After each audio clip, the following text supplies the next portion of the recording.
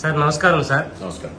అలాగే మీ మీద రీసెంట్ గా చూసుకుంటే ప్రముఖ న్యూస్ ఛానల్ కిరికిరి రోసయ్య అని టైటిల్ పెట్టి మీ మీద కొన్ని వందల కోట్ల అవినీతి ఆరోపణలు అంటూ స్టోరీ చేశారు. దానిపై మీ అభిప్రాయం ఏంటి సార్?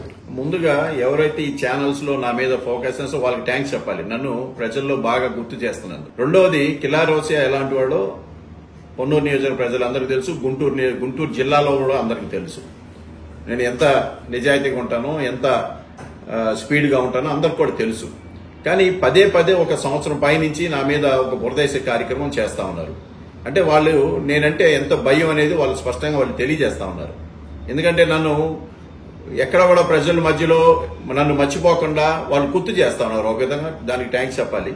రెండోది, వాళ్ళు ఏదైతే బురదేశ కార్యక్రమాలు అది వాస్తవా కాదో నియోజక ప్రజలందరూ కూడా చెప్పగలుగుతారు. ఇవాళ ఏదైతే నలుగురి మీద పెట్టో ఊరిని ఇద్దరి మీద ఛానల్స్ లో మాట్లాడటం కాదు. 5 సంవత్సరాల్లో ఎంత పని చేశాం,